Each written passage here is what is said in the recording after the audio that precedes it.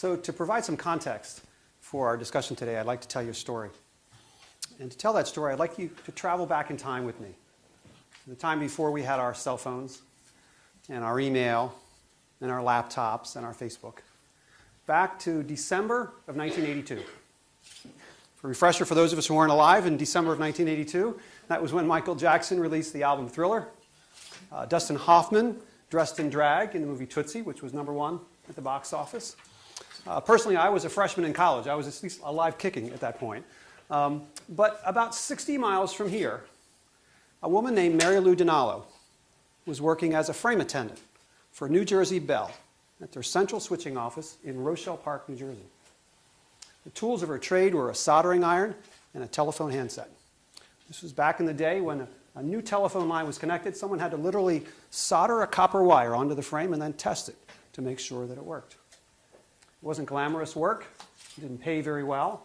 But it did offer benefits and a pension, which was important to Mary Lou because she was a single mother struggling to support a teenage son and daughter. And as the holidays approached, Mary Lou started to think about what a difficult year it had been for them financially and wanted to do something to make Christmas a little bit more special for her son and daughter. And so she decided to work some overtime hours at the training facility in Hackensack. Here's a snapshot of Mary Lou taking a break from wrapping presents. Now, as it turns out, the training facility in Hackensack was not in a very good area.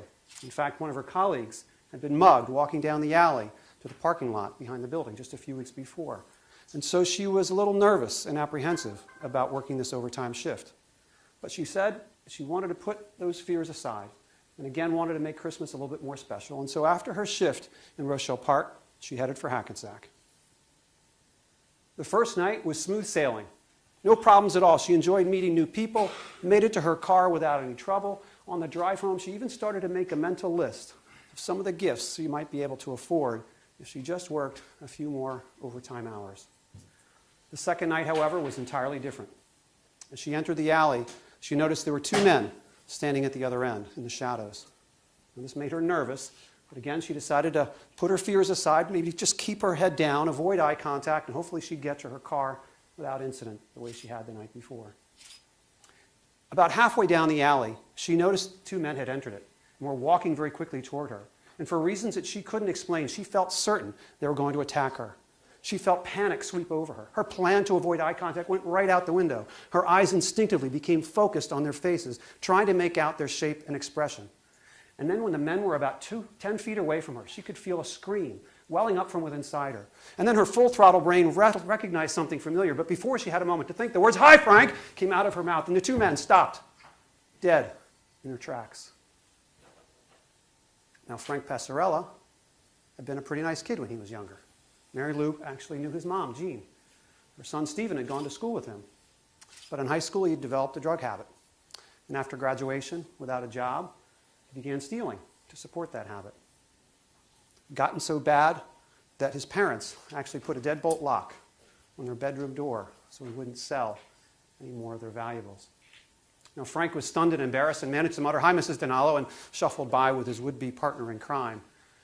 And Mary Lou made it to her car and drove home with her heart pounding in her chest all the way home, certain that if she'd not recognized Frank, she would have been his latest victim, and it would have been the happy holiday that she had planned. So how do we know all of this? Well, in fact, Mary Lou is my mother-in-law, and I have been hearing this story for 22 years in vivid detail every Christmas. I think the details have gotten more vivid every year, actually. But what is it about a story like this that we can all relate to? What is it about our psychology that enables us to navigate through these threatening situations with very little information, very quickly, and very successfully? Well, the answer to that question is actually rooted deep in our past. Because Mary Lou, like primitive humans tens of thousands of years ago, had to make two kinds of decisions very quickly and very accurately. First, she had to determine what were the intentions of the men at the other end of the alley towards her. Were they friends or foes? Were they going to help her or hurt her, give something to her or take something from her? Or said another way, what degree of warmth could she pick up about their intentions? And then based on what she thought their intentions were, what ability did they have to carry out those intentions? Were they strong or weak, fast or slow, foolish or intelligent? Or what degree of competence did they have? And it turns out that in the original game of Survivor, tens of thousands of years ago, these were the most important decisions humans made every day. Not only when they were navigating through situations with strangers, but also in their daily interactions with family members or members of their tribe. Because in the original game of Survivor, if you got kicked out of the tribe, you didn't get to go to Redemption Island like they do on TV, right? More likely, you were dead within a few weeks because we're so dependent on one another for food, clothing, shelter, and protection. And so this became hardwired through evolution into us to make these decisions very quickly, with very little information, and we do it almost without thinking, almost like breathing. It comes very naturally to us. And we are simply the latest in a line of 1,000 generations to inherit this time-tested ability that has a tremendous impact on our perceptions, our emotions, and our behavior. But I'm not really the expert on this. Actually, Susan is the expert on this. And so I'm going to let her tell you a little bit more about warmth and competence and how it impacts us. So, as a scientist, one of the things that keeps me fascinated is how adept people are at reading other people and looking for these judgments of warmth and competence. But one way to frame this is to think about it as people are able to infer, maybe accurately, maybe not, what they think is other people's intent. And that's really kind of a miracle when you think about it, that we look at another person and within a fraction of a second we decide this person has trustworthy intent or untrustworthy intent. That's really rather amazing. Now, we're often wrong, but that doesn't ever stop us. We do it well enough. But so I think, it's a miracle that we are intent detectors. And as Chris described, right away the first thing you decide about another individual, and I would also say about groups of individuals. So there's a new group of immigrants coming to our shores. You decide very quickly whether you think that they have good intentions or bad intentions. It's not an accident that the sentry calls out in the night, "Halt, who goes there, friend or foe?" People make these decisions very quickly. And then the other decision they make is the person or is the group capable of enacting their intentions? Because if they can't enact their intentions, then they don't matter as much as if they can. So this very simple framework we've discovered in the last 15 years of research creates a mental map of the space in society across many different cultures. So this map, we've applied it in our research to groups of immigrants, social classes, ethnic groups, and also to individuals, animals, corporations, which is part of our focus today, and even diseases. So, and then what we'll do is talk about that a bit, and then toward the end we'll talk about some of the implications for policy related to prejudices and discriminations, science communication, and companies' role in society. So that's where we're headed. But first, the evidence. I'm a scientist after all.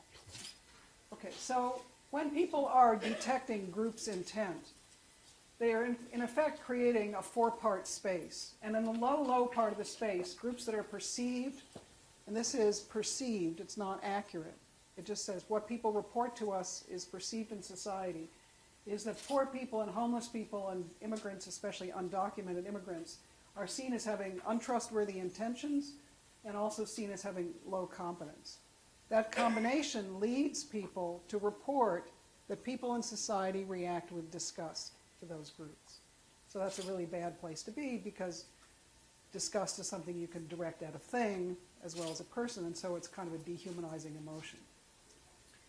The direct opposite of that are the groups that are seen as high on both dimensions. People perceive them as having good intentions and being competent to enact them. And in society, it's the in-group, it's the societal in-group, so like Americans for Americans, middle-class people, so they would be reference groups for everybody, and our allies. And people report pride and admiration in those groups. So this is the all good and the all bad. And there's decades of intergroup relations research that talks about this. So this much of it is not so surprising. Part of what's interesting is that we talk about combinations. So for example, groups that are seen as having good intentions but low competence are stereotypically including older people and people with disabilities. And people report an ambivalent emotion toward these people, which is pity. So I don't know about you, but I don't want to be the object of pity, because pity is patronizing, right? So it's a mixed emotion directed at people with a mixed stereotype at them. In the other diagonal, you see people who are seen as being competent but cold. So rich people all over the world are seen that way, professionals, and by the way, people who go to Princeton University. So just saying. People in that part of the space get, reportedly, are envied. And envy is also a double-edged emotion. It's ambivalent. It says, you have something I admire and I wish I had, and by the way, I wish I could take it away from you, right? So envy and pity are ambivalent emotions consistent with the ambivalent stereotypes associated with them. Okay, so this is a sort of idealized view of the kinds of things we've been finding. When we do a random sample survey of Americans, what we find is that they report that the groups are in those quadrants that I've just described to you. For those of you who are statistics wonks, the circles are cluster analysis indicators. So you see in the low part of the space, people on welfare, poor black people, but also poor white people end up in that part of the space. And notice that homeless people are all the way off the bottom of the graph. In fact, in statistical terms, they're 3 standard deviations out, which means that they're technically in a different population. They're so low. If you look at people who are seen with pride, high, so Christians, middle-class people, Americans, those are groups that people see as standards in society. Notice, by the way, that black people are split by social class, so black professionals are high. They're part of the American dream. Poor black people are along with other poor people. In the ambivalent parts of the space with pity, you see people with disabilities and older people and people with mental disabilities. And in the envy part of the space, you see rich people. And in the United States at this time, people who are Asian or Jewish or British are seen as very competent but not so warm. So this particular study is a representative sample survey. The emotions directed toward these parts of the space. And I forgot to say, by the way, Amy Cuddy and Peter Glick are my collaborators on this work. This matters in part because of the behaviors that people report are directed toward these parts of the space. The top half of the space gets helped and protected actively. The bottom half of the space gets attacked and fought with actively. On the left-hand side, there's more passive negative behavior, excluding and demeaning, and more passive positive behavior on the right side, going along to get along and associating. So the low people get 2 negative things, the high people get 2 positive things, but the mixed part of the space gets this weird combination of, for example, the pity cell, they get helped and protected, like when you institutionalize somebody, you're ensuring their safety, but they might be socially left out. And we institutionalize people in the top left corner. In the bottom right corner, when things are calm, people go along to get along and shop at each other's stores and rely on each other. But when there's social breakdown, they can be the objects of genocide and mass killing. Many genocides are directed at people in the lower right corner. So the reason that this drives me as a research topic is precisely because of these kinds of behaviors that can be directed toward groups. Not all prejudices are the same. Not all discrimination is the same. So that's the message of this. We've now applied the stereotype content model. This is Federica Durante, who is responsible for coordinating it, to dozens of samples all across the globe. What we find is that if you ask people in a society what are the relevant groups in their society, and then you ask them to rate them on warmth and competence as they're perceived in that society, the groups spread out across the space. And middle-class people end up in the same place they do in the United States.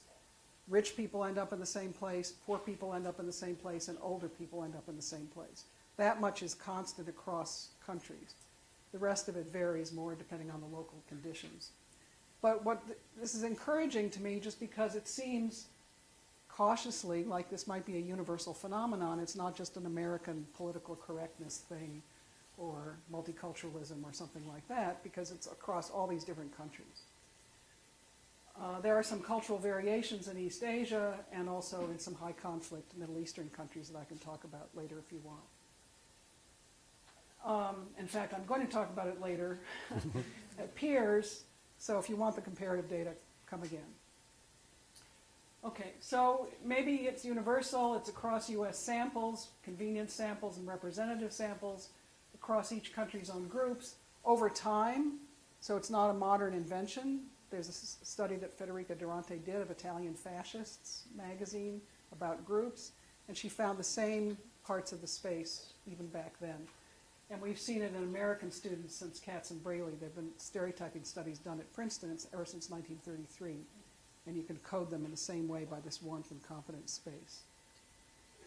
It works with subtypes of men and women, subtypes of immigrants, gay guys, lesbians, and African Americans, descriptions of African Americans, and even other intent-having entities like species and corporations.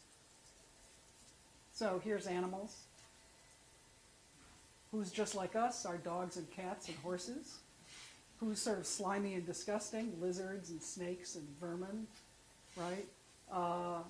Predators are kind of cold but competent, leopards, lions, tigers, and bears. And who's sort of pathetic and well-intentioned but useless? You know what's really ironic about the pity part of the space for the animals is we eat them, right? These are the ones we eat the most. In some places, people even eat hamsters. So, but the key thing is that animals are perceived to have intent and competences.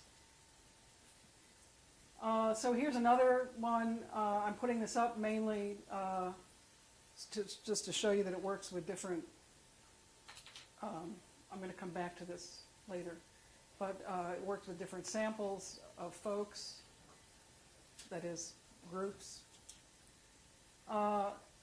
One of the case studies we've looked at is immigrants. So I said that immigrants often end up in the low part of the space, but if you specify subtypes of immigrants, what you find is that the immigrants who are in the low part of the space are immigrants of color. They're Latino and black from Africa, so, and undocumented immigrants in particular. So they're in the lower left corner. The homeless people are a reference point, so they're not supposed to be immigrants. If you look at which immigrant groups are seen as warm but incompetent, that's the Italian and the Irish. Even today, which immigrant groups elicit envy? It's the Asians, as you would anticipate from what I was showing you before. And what immigrants are part of the high part of the space? Well, generic European immigrants, and by the way, Canadians, who we like better than us. And that's because Canadians are just like us, only they don't start wars. Or maybe, I don't know. But anyway, so what this does is, for me, it breaks down what people are talking about when they talk about immigration as a problem. They're not talking about the Asians. They're not talking about the Canadians. They're not talking about the Irish and Italians. They're talking about the people who are seen as Mexican or Latino or African or South American generally. So, it's a way of understanding better what people are talking about when they use code words like immigrants. We've also, Sorcerer's Apprentice here. Okay. We've also asked Princeton students about their views of various mental illnesses, and subtypes of mental illnesses are interesting too from a policy point of view because it affects who seeks treatment and what kind of stigma they worry about if they do. So in the low part of the space are nonspecific psychopathology and schizophrenia and multiple personality. People find those folks to be untrustworthy and not competent. And it's not too surprising that mental retardation and Down syndrome would be seen as, well-intentioned but not competent. It fits the other data. What I find kind of odd as a sort of stereotype is that depression and bipolar disorder and OCD are seen as basically brilliant mad people, right? Like you wouldn't necessarily want to trust them, but they're supposed to be like really highly competent, which is an interesting stereotype. And also I find interesting that for Princeton students, reportedly, eating disorders and ADD are normal, right? I mean, they're saying those are warm and competent people, just like other reference groups. So it's food for thought, but also relates to help seeking and what people feel would be relevant in terms of how they would be seen for seeking help. So the overall causal model, just to finish on a conceptual note, social structure is at the front end, but the images I've been talking to you about warmth and competence lead to particular kinds of behavior that can have tragic consequences. The proximal cause of behavior, empirically, are the emotions. That is what best predicts the behavior. But farther upstream, you have social structure, perceived competition or cooperation, and perceived status. Cooperation, competition predicts trustworthiness, and status predicts competence. So this is where we're coming from. And intent is key in all of this because cooperation, competition, and status give rise, well, cooperation, competition in particular gives rise to the idea of who's got trustworthy intentions and who doesn't. Okay, so the policy implication one was there are varieties of bias, of prejudices, and they're not all the same, and it's important to know what they are in order to intervene in them and understand the problems. Policy implication number two, this may seem off the wall, but you'll see it's relevant too, is how to communicate science given that people are intent detectors. So people view science communicators as having intentions of one kind or another. And one of the questions that we asked ourselves in going into this line of research was, maybe science communicators have the respect but not the trust, and maybe that's one reason why we aren't always effective. So what we did, Sydney Dupree and I, and I'll show you a picture of her in a minute, we polled people online for typical American jobs. We selected most common, which included forms of being a scientist, and then we polled a new sample about the jobs and about how American society views them. What we find is this. First of all, in the high part of the space include people like nurses and doctors, and by the way, teachers and professors. That's pretty good for science communicators. In the envy part of the space, though, you see researchers and scientists falling into that part of the space with CEOs and lawyers, competent but cold. So that suggests that for science communicators, what they have is competence and respect, but what they're lacking in people's minds is trustworthiness and being people like us. I mean, it could be worse. We could be over here with prostitutes and dishwashers and garbage collectors. So that's not happening. And if you're wondering, in the pity part of the space is where unemployed people might be. But these are all jobs, so they're not fitting in there. So that's, you know, one lesson that we can take this and apply it to a particular form of communication. Okay. So if let me just finish on this one, which is the reason that I worry about scientists being seen as coldly competent, or anybody who goes to Princeton University as being seen that way, quite honestly. I mean, those of you who are students here know how hard it is when you're meeting somebody for the first time to decide, when do you tell them, oh, I go to school in New Jersey, or I go to school outside New York, or do you say, I go to Princeton, and the conversation stops there and they don't want to talk to you anymore. So it's an issue. So what we find is that the people in the cold, competent part of the space, primarily rich people and professionals and people with privileges and elites in general, are subject to the downstream effects of envy, which include people saying when good things happen to envied groups, they don't feel so happy about that. And they don't feel so bad when bad things happen to envied groups. Well, that's called schadenfreude, malicious glee, right? So Mena Chikara did her dissertation on this, and what she tried to package was what happens when, you know, somebody really rich has a downfall and people kind of smile about it, and the zygomaticus major. So she hooked up electrodes to people's faces while they were looking at pictures of people from all parts of the space and who were having good experiences or bad experiences, mundane ones. Had a good sandwich, got splashed by a taxi, and so on.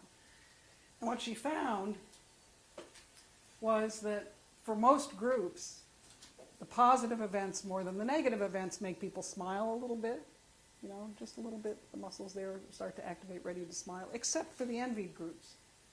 So even for the disgusting out groups and the pitied out groups, and of course for the pride out groups, people smile more to good events than bad events. But for the envied out groups, people smile more to the bad events than the good ones.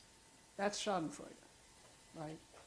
So, you know, to be in the cold, competent part of the space, it's dangerous because people are sort of happy when you get your comeuppance.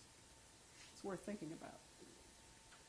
Okay, so I'm going to change gears here for a moment.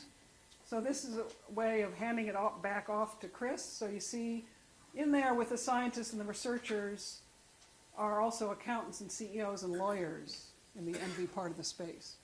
And over here in the disgusting part of the space are customer service agents and food service workers, and close to it are retail workers and salespeople.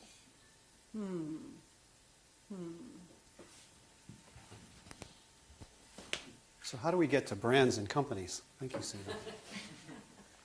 So it was probably sometime in March or April of 2009 when I first stumbled across the work that Susan and some of her colleagues had done.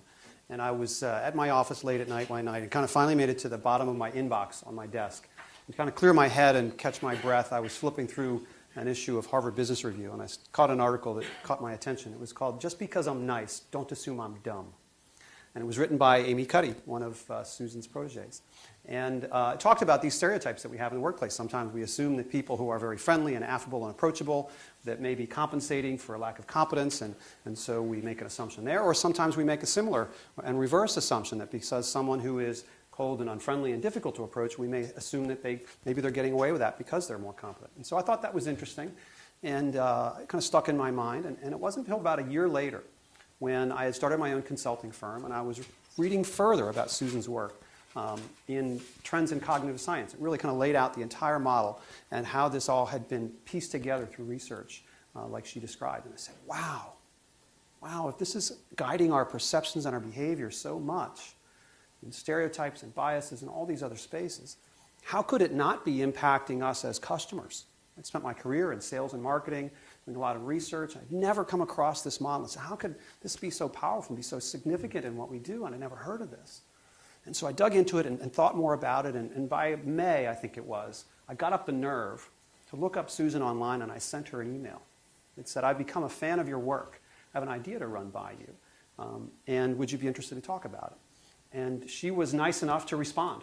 I think maybe even the same day, I can't recall exactly, but pretty quickly. And the idea that I wanted to run by her, I said, I have a hypothesis that warmth and competence is also guiding customer behavior and loyalty towards companies and brands as well. And at the time, there were some really significant things going on. The Gulf oil spill was literally spilling oil into the Gulf of Mexico still. Toyota was in the midst of this massive accelerator recall turmoil. And Johnson & Johnson from just up the road was being called in front of Congress to account for all the problems that they had and product recalls that they had with Tylenol products and so forth. And so we thought this might be a really interesting time to take a look at how these companies and brands are perceived from a warmth and competence standpoint, and do they generate the same emotions and behaviors that we've seen in all the other social science research. And so that's what we undertook, and it was actually over the next 2 years that we conducted research on over 45 different companies and brands in a series of studies that really became the basis of our book. And so that's what I want to show you real quick. So as Susan described, in the upper right-hand quadrant, what we found was lots of household names, your McDonald's, your Coca-Colas, your Johnson & Johnson's, your Hershey's, your Campbell's, and including Amazon and even some well-known nonprofits were seen as both warm and competent and admired. In the lower left-hand side were all the financial services and insurance and oil companies and tobacco companies, all the companies that we have all this venting frustration about, that have this power and have lack of accountability in some respect. You can see, a little bit like the homeless, BP was almost on another chart. It was so low, we kind of needed to expand the scale. In the lower right-hand side, a little bit like what Susan described, we found a lot of luxury brands. Mercedes and Rolex and Rolls-Royce and things of that nature. And it's important to point out, as with the other studies, this is the general US adult population, right? So if you're an owner of a Mercedes, you may not see Mercedes this way, but for most of the population, that's a luxury item that's out of reach. It's a little bit less approachable. It's a little bit less trustworthy. And then we weren't sure what we would find in the upper left-hand quadrant, and we had to dig deep. But what we found, actually, was a lot of government-subsidized entities, like the Postal Service and Amtrak, that perhaps were very well intended, but not very competent, and perhaps without the benefit of that public subsidy wouldn't continue to exist relative to their commercial competitors. And so we saw the same pattern across all four quadrants, spreading out as we'd seen with all these other social groups. And so this was all very helpful and very interesting. Gosh, we're seeing the same pattern. There's evidence that we see companies and brands in the same way. But for me as a researcher and as a marketer and a business person, what I found even more compelling was the fact that when we rolled up all that data and ran analysis on how it impacted purchase intent and loyalty towards these companies and brands, what was even more significant to me was that up to 50% of purchase intent and loyalty could be explained by 4 basic warmth and competence dimensions: warm, friendly, competent, and capable. Things that we would say about people. And is it any wonder that in an era where we have more data than ever before on companies and customers and brands, we have more ways to communicate with customers than ever before, arguably more competence than ever before, why is it that in almost every category or industry, customer loyalty has never been lower? One of the things that we found that seemed to explain that is that across the entire social psychology work, warmth is actually the dominant factor. We are driven more by warmth than by competence. I think that had perhaps a greater impact on our survival through evolution. And every company and brand that we evaluated was more perceived to be more competent than warm and fell short of expectations around warmth. And so for me, this was really significant. And as I reflected on it as a business person and started to think about all the things that I had been trained and taught during the course of my career, it caused me to think, gosh, I think a lot of the things that we do in business are actually doing ourselves more harm than good. It caused me to question about 50% of everything I'd been taught and trained. Perhaps a lot of the things that used to be true are no longer true, or perhaps they were never true at all. And so it inspired me to want to dig deeper into this and share with others what we learned and see if we could find a better way forward. So I think one of the ways to kind of bring this to life for you and how this really has an impact on us in today's day and age is another story. And so it was in August of 2012 that Teresa Cook lay dying in a hospital bed in Nashua, New Hampshire, in the final stages of pancreatic cancer. By her side was her 21-year-old grandson, Brandon, wanting to do whatever he could to make her last days as comfortable as possible. And one of the most devastating things about pancreatic cancer is that it wreaks havoc on your digestive system. It takes away your appetite and causes rapid weight loss, just at the time when your body needs strength to fight the tumor.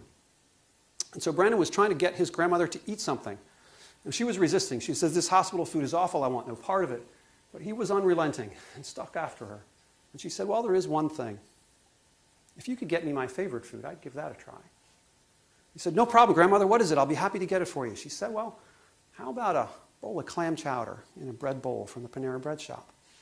Brandon's like, "No problem. I will take care of that." He gets on the phone, calls up the Panera Bread shop on Amherst Street in Nashua, New Hampshire, and says, "I'd like to place a pickup order for clam chowder."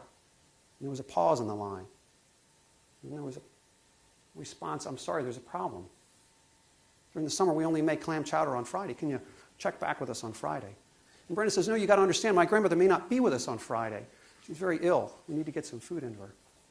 And so the manager got on the line, Susan Fiske, and she said, "No problem. You come right over. We'll have the clam chowder ready when you get here."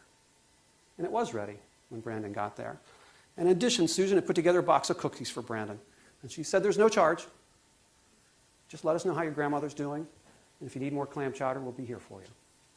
And he did get back to her because Teresa Cook had more clam chowder on that Friday and again on the following Tuesday. And it wasn't until Saturday, August 18th, that Teresa Cook finally passed away with her family by her side.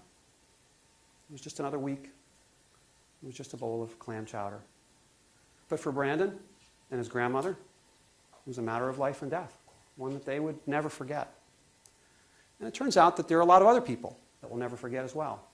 Because on that first Tuesday, Brandon sent a thank you note to the folks over at the Panera Bread store on Amherst Street. And he sent that thank you note on his Facebook page. What do you imagine happened next? Well, within a few days, 800,000 people around the world had liked that post. Nearly 35,000 had posted comments. And many of them were from other Panera employees, saying, "This is why I'm proud to work at Panera. We do things like this in our community as well." Families saying, "This is why I'm taking my kids to Panera for dinner tonight." Others saying, "We don't have Panera in our town, but when it comes, we'll be the first in line."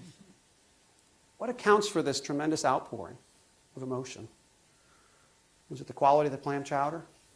The speed of the service? The location of the store? The price? No, it wasn't any of those things. It was a genuine act of compassion and warmth towards another person. We don't have to think about that. We feel that, it moves us, and we act. And as a result, people not only concluded that Susan Fiske was a very nice woman, but also that everybody at Panera must act that way The whole company must do things like that. We jump to those conclusions. We draw those stereotypes. It has an impact on our behavior. And so what we have drawn from all of our research and stories like this is that all evidence suggests that probably people were the first brands. Faces, very likely the first logos. And all the branded trade and commerce we've been engaged in for the last several thousand years is probably just an adaptation of the way that we are wired through evolution to interact with one another. And so we can say every human is a brand. Every brand is human. The way our brain processes them and perceives and acts on them is very, very similar. And so if you think about it, it makes sense. For most of human history, commerce between people has been conducted face to face. That's where we picked up all of that warmth and competence information, using all of our sight and sound and perceptions, the face expressions, the body language, all of that. And often the decisions we made were as much about the person we were dealing with as it was the product or service, the relationship that we had. It was a symbiotic relationship between the merchant and customer for ages. And then something changed, right? The Industrial Revolution came along. Well, let's take a look at that. Let's take the cobbler, for instance. For thousands of years, cobblers have made shoes, not only by hand, but literally shaping it to each person's individual foot, not only by name and face, but right down to the tips of our toes. And there was this relationship that had balance in it. In the small community, before the Industrial Revolution, the merchant was as dependent on the customer as the customer was on the merchant. We didn't have credit cards and direct deposit. We often had to pay with IOUs and barter. And there were lots of unforeseen things happen, whether it was weather or illness or what have you. And so there was this balance. And honestly, if there was a misunderstanding or a problem, it usually got worked out pretty quickly. Because if a merchant did wrong by a customer, pretty much everyone in town would hear about it by Sunday church. And that merchant would come under pressure to make it right or damage his relationship with others and perhaps put his entire livelihood at risk. And so there's that balance. But then came along the Industrial Revolution, right? Mass production, mass communication, mass distribution. Shoes are now made in a factory. We don't get to see the people that make those shoes anymore. There's tremendous benefit from this. Lots of availability, scale, efficiency, all kinds of growth. Companies and brands became very large. And along the way, the notion of a relationship directly with that customer became kind of impractical, right? Procter & Gamble's making the ivory soap in Cincinnati. They're not going to be able to have contact with the people in San Francisco when they take it off the train. So that's where retailers and distributors and wholesalers and intermediaries came along. And as the companies got really large, the balance in that relationship went away as well. Didn't have a social accountability. I had a bad experience in Cincinnati. The people in San Francisco weren't going to hear much about it. And so that social accountability that used to exist in small towns went away. To where now, not only do we not see the people that make the shoes or sell them, we don't even see the shoes before we buy them, right? They show up in a box from Zappos, and we don't like them, we just send them back. In some ways, you could say it's kind of been the mass dehumanization of commerce between people. But now, after what I would call 150 years of the Middle Ages of marketing, something's changing. Social networks, e-commerce, and mobile devices are picking us back to the future, back to a time where, again, we're making our decisions based on what we know about the people behind the products and services that we offer. And the environment that we're being thrust into, I would call a relationship renaissance. Again, companies have the ability to have direct contact with their consumers. The technology that is scalable, trackable, and efficient can manage many more relationships than ever before. And frankly, the social accountability that we got hardwired with through evolution, that existed before the Industrial Revolution, is coming back with a vengeance. The social accountability being enforced on the Verizons, and the Bank of Americas, and the Susan Fiske, and you name it, the company of the week that is feeling that. And that's really what the story about Brandon and his grandmother was all about. That for the first time in 150 years, the world is now getting wired in a way that evolution programmed us to interact with one another. It's just supercharged with technology. It's like warmth and competence on steroids. And so, what we can take from this is that whether we like it or not, whether we realize it or not, every day we are all being judged on the basis of our warmth and competence. We've been given this tremendous gift to, most of the time, correctly judge the intentions and abilities of other people. The challenge, however, is that we are equally cursed with an inability to accurately and objectively understand how we are perceived by others. And this is where I think companies and brands got off track. We often are doing things that we have taken for granted as standard business practice for many, many years, not realizing now with this social accountability that we are sending a message that we did not intend. The message that we don't care about the best interests of our customers, or our employees, and that we're only interested in the best interest of shareholders. And so it's become a huge blind spot. And that is why companies are struggling to adapt and understand why things that they did, like raising prices and laying people off and cutting costs and avoiding liability, that there used to be no problem when they could control the dialogue and control information, and there wasn't a daily backlash, that not just the people around the town knew about it by the end of the week, but everybody in the country can know about it by the end of the day. And this is what has really challenged companies and brands to build lasting loyalty, is that fundamentally a lot of what we've taken for granted is at odds with the basic instinct that we have and what it takes for people to trust one another. And so in our book, we talk about 3 imperatives for companies and brands that want to build stronger loyalty. The first of these is to become much more self-aware of how they're coming across from the standpoint of warmth and confidence. A lot of the things that we thought were okay are no longer okay. One customer or one employee has a bad experience, and everybody's going to know about it. And so you better be on the right side of the equation. There's a much greater transparency and a much greater standard of conduct expected. And a lot of what we've taken for granted is actually sending the very message that we didn't intend. Once we've got that perspective, we're going to have to make significant change in the way business is conducted, taking a look at our policies, practices, and processes, and adapting them and better aligning them with the expectations of customers. As a marketer, I now feel incredibly embarrassed about this kind of focus on immediate ROI on every dollar that we spend. We've got to get a transaction out of the customer as quickly as possible, as frequently as possible. And the message that is sent is that we can't trust those guys. They're only looking out for themselves. This short-term mentality that's all focused on results as soon as possible for the benefit of shareholders is actually having the reverse effect. It's causing less customer loyalty, less employee loyalty. It costs more to get customers, it costs more to keep them, and everybody ends up with less.